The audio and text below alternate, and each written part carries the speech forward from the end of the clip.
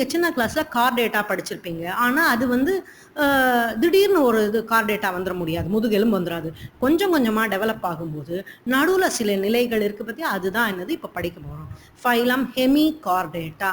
இது அப்படியே வந்து சின்னதாக புழு மாதிரி இருக்குது. ரெண்டுத்துக்கும் நடுவில், கார்டேட்டாக்கும் இன்வெர்டிபிரேட்டாக்கும் நடுவில் இருக்குது. அதுக்கு நோட்டோகார்ட் முதுகு நான் கிடையாது, ஆனால் சின்ன டியூப் மாதிரி இருக்கிறதுல வாழறது பலோனோ கிளாஸஸ்னு சொல்கிறோம். ஹெமி கார்டேட்டா அந்த தொகுதி. அடுத்தது கார்டேட்டா, முதுகு நான் உள்ளவை. முதுகு நான் உள்ளவையில் பார்த்தீங்கன்னா முக்கியமான ஃபீச்சர்ஸ் என்னன்னாக்க பண்புகள், நோட்டோகார்ட் முதுகு நான் இருக்கும், முதுகு தண்டு. அப்புறம் டார்சல் நர்வ் கார்டு, அதுதான் பின்னாடி ஸ்பைனல் கார்டு, முக்கிய நரம்பு ஸ்பைனல் கார்டாக போகிறது. அடுத்தது gill pouches, bird gill pouches, செவில்களாக மாறப்போகிறது. இதெல்லாம் முக்கியமான ஒரு 3 பண்புகள் கார்டேட்டாக்கு இருக்கிறது. இந்த நோட்டோ கார்டு தான் முதுகு எலும்பாக மாறும், நர்வ் கார்டு தான் ஸ்பைனல் கார்டாக மாறும், கில் பவுச்சஸ் தான் கில்ஸோ இல்லை பின்னாடி லங்ஸாவோ மாறப்போகுது.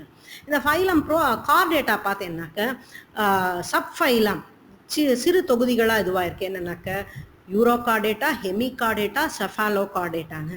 யூரோகார்டேட்டாங்கிறதுக்கு பார்த்தேன்னாக்க அந்த நோட்டோகார்டு அப்படிங்கிறத முதுகு நான் வந்து வால் பகுதியில் மட்டும், நுனியில் மட்டும் இருக்கிறதுனால அதை வந்து யூரோகார்டேட்டான்னு சொல்கிறோம். அசிடியன் அது ஒரு எக்ஸாம்பிள்.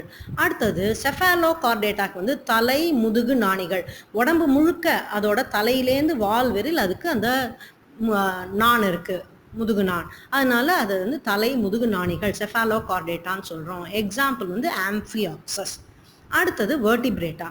வெர்டிபிரேட்டாக்கு பார்த்தீங்கன்னாக்க முதுகெலும்பு இருக்குது, கிரேனியேட்டான்னு சொல்கிறோம், மண்டையோடு உடையவை. இத்தனை நேரம் இந்த புரோட்டோகார்டேட்டாலெல்லாம் மண்டையோடு கிடையாது, கிரேனியேட்டான்னு சொன்னோம். இது வந்து கிரேனியேட்டா மண்டையோடு உள்ளது.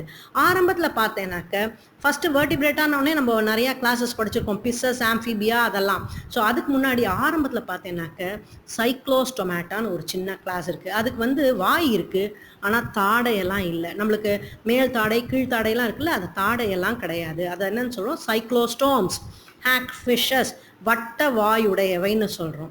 அடுத்தது பார்த்தீங்கன்னா கிளாஸ் பிசஸ். பிசஸில் பார்த்தேன்னாக்கா அதுலேயே ஆரம்ப நிலையில் பார்த்தேன்னாக்க ஜாலஸ் ஃபிஷஸ், ஜார்டு ஃபிஷஸ்ன்னு இருந்தது. அதுக்கப்புறம் அதோட உடம்புல பார்த்தா எலும்பெல்லாம் உருவாகலை ஃபஸ்ட்டு. அதனால நம்மளோட குருத்தெலும்பு கார்டிலேஜினஸ் ஃபிஷஸ்ன்னு சொல்கிறோம். குருத்தெலும்பால் ஆன மீன்கள் இருந்தது. அந்த மீன்களுக்கு அப்புறம் படிப்படியாக பரிணாம வளர்ச்சியில் எவல்யூஷனில் குருத்தெலும்புலேருந்து தான் எலும்பு உருவாயிருக்கு. அதனால் அதுக்கப்புறம் போனி ஃபிஷஸ், கார்டிலேஜினஸ் ஃபிஷஸ்க்கு அப்புறம் போனி ஃபிஷஸ் வந்தது. மீன்கள் எல்லாம் என்னது, பாய்கிலோதெர்மிக், கோல்டு பிளட்டட், குளிர் ரத்த பிராணிகள். அதோட டெம்பரேச்சர், பாடி டெம்பரேச்சர் வந்து மாறிண்டே இருக்கும். அடுத்தது அதோட உடம்பு எப்படி இருக்கும், ஸ்ட்ரீம் லைன், அப்படியே போட்டு மாதிரி ஒல்லியாக முன்னாடியிலேருந்து பின்னாடி விரல். அடுத்தது எப்படி சுவாசிக்கிறதுனா கில்ஸ்னால. ஹார்ட் பார்த்தேன்னா இதயம் 2 அறைகள், ஒரு ஆரிக்கிள் ஒரு வென்ட்ரிக்கிள், அந்த மாதிரி இருந்தது. அடுத்தது ஆம்ஃபிபியா. ஆம்ஃபிபியா இருவாழ்விகள், 2 நிலம் நீர், 2த்துக்கும் தகுந்த மாதிரி அதோட தகவமைப்பு இருக்குது, டியூவல் அடாப்டேஷன். இந்த ஆம்ஃபிபியாலேருந்து இத்தனை நேரம் பார்த்தீங்கன்னா காலே இல்லை, ஆம்ஃபிபியாலேருந்து வரப்போகிற எல்லாமே டெட்ராபாட்ஸ் அப்படின்னு சொல்கிறோம். ஏன்னாக்கா அதுக்கு 4 காலிகள் அப்படின்னு சொல்கிறோம். ஸோ இந்த ஆம்ஃபிபியாவில் பார்த்தீங்கன்னாக்கா டியூவல் அடாப்டேஷன், 2த்துக்கும் நிலத்தில் வாழறதுக்கு தண்ணியில் வாழறதுக்கும் அடாப்ட் ஆகிருக்கு. அது உடம்பு பார்த்தீங்கன்னா ஸ்கின் வந்து அப்படியே மியூக்கஸ் வழவழான்னு இருக்கும், தவளைக்கெல்லாம் இருக்கிற மாதிரி. எதனாலனா அது வந்து மியூக்கஸ் செக்ரீஷன் இருக்குது, அது செக்ரீட் பண்ணனால. எதுக்காகனாக்க சுவாசிக்கிறதுக்கு அதுக்கு கில்ஸு லங்ஸு 2 இருக்குது, செவில் இருக்குது, இதை நுரையீரலும் இருக்குது. ஆனால் அதுக்கு சுவாசிக்கிறதுக்கு பத்தாது ஆக்சிஜன், ஏதோ அதோட ஹார்ட்டோட அமைப்பு அப்படி.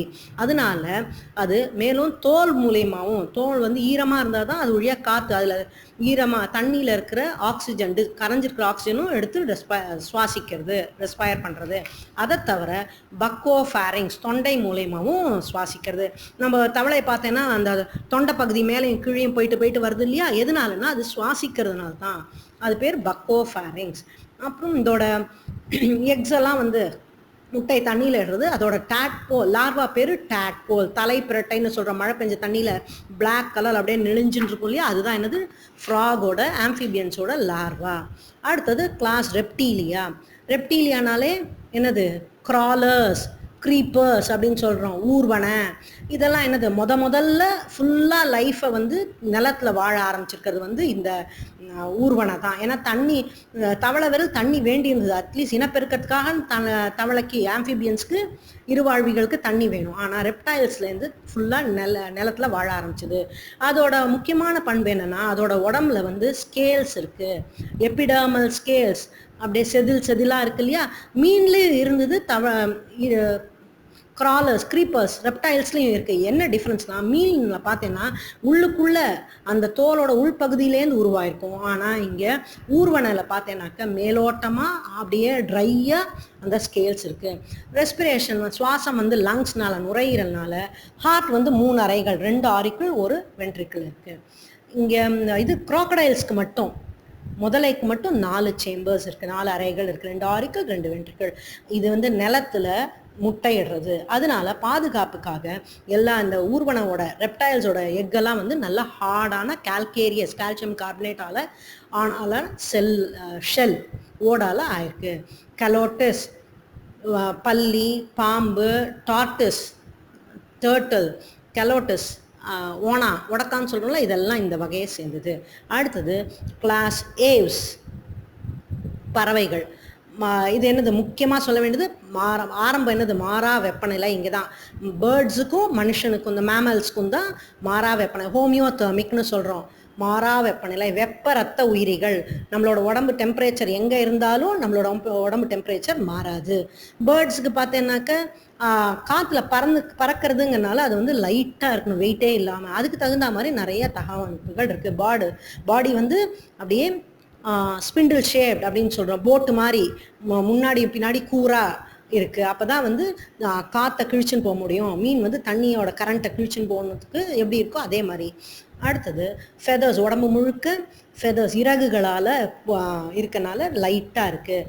அதோட முன்னங்கால்கள் வந்து நடுவில் ஷிஃப்ட் ஆகி பின்னங்கால்கள் வந்து முன்னங்கால்கள் விங்ஸாக மாறிடுறது, இறக்கைகளாக மாறிடுறதுனால பேலன்ஸ் பண்ணுறதுக்காக பின்னங்கால்கள் நடுவில் வந்துடுறது. அது நடக்கிறதுக்கோ பிடிச்சிக்கிறதுக்கோ எல்லாம் ஹெல்ப் பண்ணுறது. அடுத்தது ரெஸ்பிரேஷன் பார்த்தீங்கன்னா, லங்ஸ் இருக்குது நல்லா. அந்த லங்ஸோட பார்த்தீங்கன்னா அட்டாச் ஆகி நிறைய காற்றறைகள், ஏர் சாக்ஸ் இருக்குது. ஸோ அதுக்கு நிறையா காற்று அது உள்ளே போகும்போது லைட்டாகிடும் பேர்டு. அந்த போன்ஸ், பறவைகளோட போன்ஸில் கூட பார்த்தீங்கன்னா அங்கங்கே துளைகள் இருக்குது, நியூமேட்டிக் போன்ஸ் அப்படிங்கிறோம், ஓட்டையாக இருக்கிறதோட போன்ஸில். எதுக்காகனா அது உள்ள காற்று போகும்போது பாடி வந்து லைட் ஆகிடும். அப்புறம் அதோட எக்கெல்லாம் பார்த்தீங்கன்னாக்க நிறைய கரு உணவு இருக்குது. யோக் லேடன் எக்ஸ், யோக்னா என்ன, கரு உணவு நிறையா இருக்குது. அப்புறம் அந்த ஓடும் நல்ல கால்சியம் கார்பனேட்டால் கவர் ஆகிருக்கு அந்த எக் செல்ல. அடுத்தது இது நிறையா பறவைகள், எல்லா பறவைகளும் உங்களுக்கு தெரிய எக்ஸாம்பிள். கடைசியாக பாலூட்டிகள், மமேலியா, குட்டி போட்டு பாலூட்டும் பண்பை கொண்டது. எல்லாம் வார்ம் பிளட்டட் ஹோமியோதர்ம்ஸ். எல்லாரோட ஸ்கின், அந்த பாலூட்டிகளோட ஸ்கின் எல்லாம் பார்த்தீங்கன்னா, தோல் பார்த்தீங்கன்னா ஹேர்ஸ் இருக்குது, எபிடர்மல் ஹேர்ஸ்ன்னு சொல்கிறோம். நம்மளோட கையிலலாமும் ஹேர்ஸ் இருக்குது இல்லையா. எதுக்குன்னா டெம்பரேச்சரை மெயின்டைன் பண்ணுறதுக்காக. அதை தவிர ஸ்கின்னோட அட்டாச் ஆனது ஸ்வெட் கிளான்ஸ், வேர்வை சுரப்பிகள், செபேஷியஸ் கிளான்ஸ், ஆயில் கிளான்ஸ், பளபளன்னு ஸ்கின்னை வச்சுக்கிறதுக்காக. அதை தவிர மேமரி கிளான்ஸ் முக்கியமானது, அதுதான் பாலை சுரந்து அதோட குட்டிகளுக்கு கொடுக்கறது. அப்புறம் காதில் எக்ஸ்டர்னல் இயர், பின்னாங்கிறது, காது மடல் இருக்குது யாருக்கு, பாலூட்டிகளுக்கு மட்டும்தான் ஒரு சிறப்பான பண்பு. ஹார்ட் வந்து 4 அறைகளை கொண்டது. அப்புறம் குட்டி போட்டு பாலூட்டுற பண்பு எல்லா பாலூட்டிகளும் இருக்குது. முக்கியமானது பிளாசண்டா அப்படின்னு சொல்கிறோம், தாய் சேய் இணைப்பு திசு. அது வந்து வேறு எந்த விலங்கினங்களுக்கும் இல்லை, பாலூட்டிகளுக்கு மட்டும்தான் இருக்குது. ஸோ இதுலேருந்து நம்ம ஒவ்வொரு தொகுதியோட அப்புறம் வகுப்போட முக்கியமான பண்புகளெல்லாம் பார்த்தோம். எல்லாம் ரொம்ப டெக்னிக்கல் டேர்ம்ஸ்லாம் நிறையா இருக்கனால நல்லா ஸ்பெல் பண்ணி படித்து நல்லா ஆன்சர் பண்ணணும் டெஸ்ட் வச்சா.